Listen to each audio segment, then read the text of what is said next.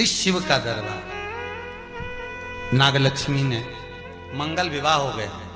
नागलक्ष्मी शेषनाग जी के साथ ब्याह गई। एक दिन शेषनाग जी नागलक्ष्मी के साथ में भ्रमण कर रहे थे, दोनों घूम रहे थे। लक्ष्मी जी ने देख लिया। लक्ष्मी जी ने नागलक्ष्मी को देखा तो नागलक्ष्मी ने पूछा कि ये कौन है तुम्हारे साथ में? मेरे पति है शेषनाग। ओहो ठीक है। नाग नागिन का जोड़ा ही ऐसा होता है, पति जाए तो पत्नी बदला लेती है, पत्नी जाए तो पति बदला लेता है। इसलिए हिंदू धर्म की रीति है, गाड़ी के नीचे हाथ में किसी भी रूप में अगर आपसे सर्प मरा है, सर्प की हत्या हुई है, या आपने किसी के द्वारा सर्प पकड़ा कर छुड़वा भी दिया है, तो निवेदन रहता है चांदी का एक नाग नागिन छोटा सा बनाकर, छोटा सा उसको शक्कर के कलश में रखकर बांध कर शिव मंदिर में रखकर आ जाइए। उसको दे दो शिव बाबा को कि अब हमारी तरफ से हमने हाजिरी लगा दी, हमसे दुख, हमसे गलती हुई, हम क्षमा चाहते हैं। गलती मनुष्य से होती है, मानव से होती है, हो गई गलती, अब आपको साधन है। स्वप्न में अगर सांप दिख रहा है, स्वप्न में सर्प नजर आ रहा है, पान का पत्ता, तांबुल पान का पत्ता, उस पान के पत्ते पर एक लाल चंदन से सर्प बना और सर्प बनाकर उसका शिव मंदिर में स्पर्श कराकर बहते पानी में छोड़कर आ जाइए। सर्प दिखना बंद, स्वप्न में कभी नहीं दिख सकता। सर्प का घर में सर्प आ रहा है, आस्तिक मुनि का स्मरण करिए। 5 लौंग, एक नाग नागिन का जोड़ा छोटा सा, किसी भी स्थान पर ईशान कोण के अंतर्गत उसको थोड़ा सा खड्डा खोदकर 5 लौंग के साथ नाग नागिन के जोड़े को दबा दीजिए, मिट्टी डाल दीजिए। घर में जब नाग नागिन का जोड़ा आप दबाएं तब आस्तिक मुनि का नाम लेकर दबाएं, मां मनसा का नाम लेकर दबाएं, जो नागों की बहन है, उस मनसा देवी का स्मरण कर कर उसको डाल दी। आज भी हमारे यहाँ हिंदू धर्म नीति है, जब पहला कॉलम नए मकान का पहला कॉलम जब भराता है, उसमें तांबे के कलश में नाग नागिन रखकर, कमलगट्टा रखकर, अमरबेल रखकर, थोड़ी सी सरसों रखकर उसका पूजन कर कर पहले कॉलम के अंदर, जो पहला कॉलम भराएगा गड्ढे का, पहला जो सरिया रखाता है, कॉलम भराता है, वास्तु पूजन के हिसाब से उसमें रखा जाता है। और वो तो वो उसके रखने के बाद भी जब मकान का मुहूर्त होता है तो वास्तु पूजन में नाग नागिन का जोड़ा रखाता है, वो भी उस मकान में कहीं ईशान के अंतर्गत उसको दबाया जाता है। उसको भी इसलिए कह देते हैं यहाँ पत्थर मत लगाना, यहाँ टाइल्स मत लगाना। पंडित जी से पूछोगे तो ब्राह्मण बता देगा इस जगह पर टाइल्स ना लगाइए, इस जगह पर पत्थर ना लगाइए, यहाँ पर वो गोला रखा जाएगा, यहाँ पर वो नाग नागिन का जोड़ा रखाएगा वास्तु पूजन के बाद।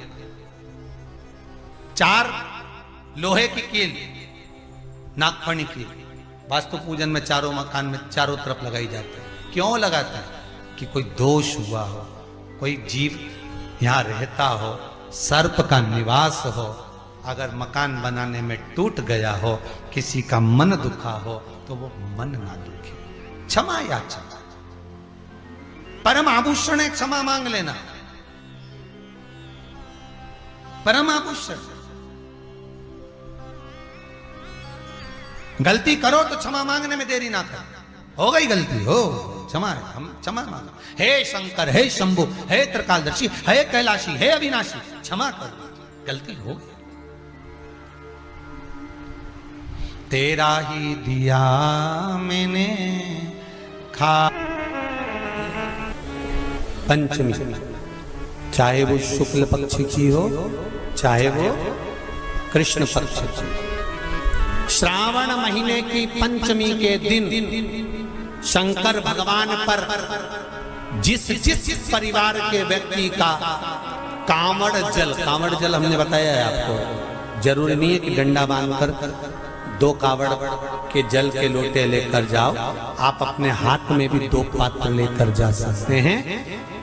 पंचमी तिथि के दिन हाथ में 2 लोटे जल के, 2 कलश जल के जब हम शंकर भगवान को चढ़ाते हैं तो ऊपर जो कमंडल होता है शिव जी के ऊपर जलधारी होती है, जिसमें जया, विषहरा, शामली, बारी, दौतली और देव, शंकर भगवान की 5 बेटियां जिसमें विराजमान होती हैं। जब हम जल समर्पित करते हैं हमारे पीढ़ी में, परिवार में अगर कोई अधोगति में मर गया होता है, कुंवारी अवस्था में चले गया होता है, गर्भ में मर गया होता है, गर्भ के बाहर निकल कर भी अगर कुंवारी अवस्था में चले गया होता है, तो श्रावण महीने की दोनों पंचमी पर परिवार का अगर कोई एक व्यक्ति भी जल चढ़ा देता है शंकर भगवान पर, तो सर्प की योनि में नहीं पड़ता, जीव मुक्त हो जाता, प्रेत योनि में सर्प की योनि से मुक्त हो जाता।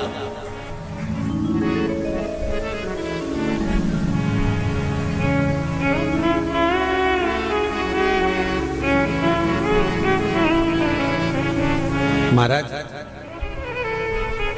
हमारे यहाँ सांपों की पूजन कौन से दिन होती है, कौन सी तिथि में करते हैं? जम के बोलो जरा। नाग पंचमी।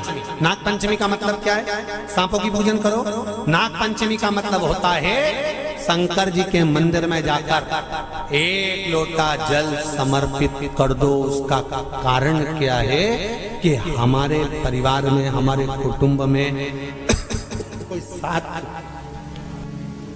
कुटुंब में, परिवार में कोई 7 पीढ़ी के अंतर्गत भी अगर कोई जीव तड़प रहा होता है, पड़ा हुआ होता है, उसकी मुक्ति नहीं होती है, तो पंचमी का चढ़ा हुआ जल उस जीव को प्राप्त हो जाता है और वो जीव तर जाता है, उसका फिर जन्म नहीं होता, वो तर। इसको मुक्तता का।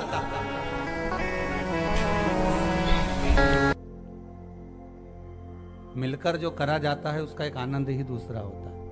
एक अकेला दूध पदार्थ को अपन ग्रहण कर लो, प्रसन्न।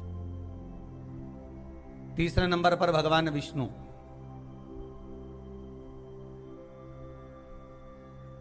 चौथे नंबर पर सूर्य नारायण भगवान,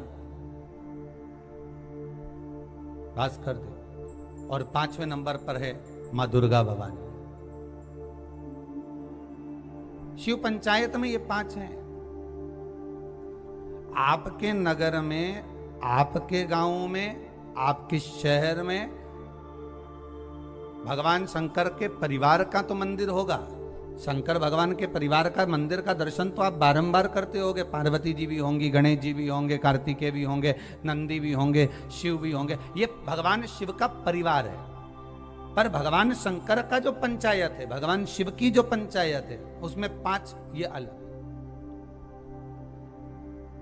कभी आप लोग उज्जैन जाएं महाकाल की नगरी में, तो महाकाल की नगरी में जब पहुंचे तो बाबा से विनय कर कर जाना कि बाबा हम महाकाल की नगरी में आए, ऐसी कृपा कर दो कि हमको शिव पंचायत का दर्शन हो जाए।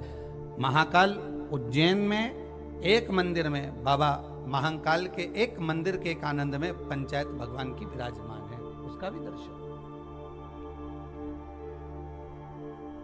जैसे दूध का कर्म अलग है, दही का कर्म अलग है, घृत का कर्म अलग है, शक्कर का कर्म अलग है,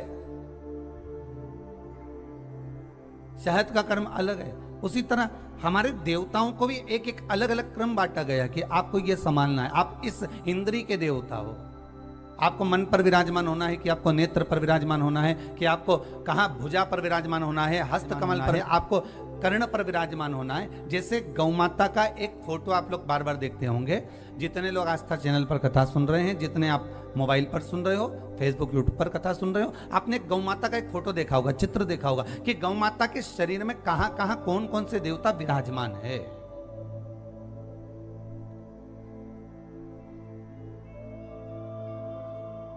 गौ माता के शरीर में कहां कहां कौन से देवता बैठे हुए हैं, ये आपने दर्शन करा होगा एक चित्र के अंदर, एक गौ माता के एक चित्र के अंदर। उसी तरह केवल गौ माता में नहीं,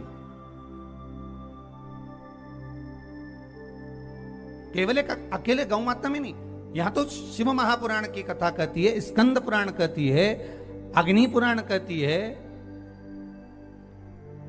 नारद पुराण कहती है कि भगवान जब मनुष्य को जन्म दिया, मनु और शत्रुपा का जब प्रकट हुआ, तो मनु शत्रुपा के उस संपूर्ण श्री विग्रह में एक एक इंद्रियों में, एक एक स्थान पर स्वयं भगवान भी विराजमान।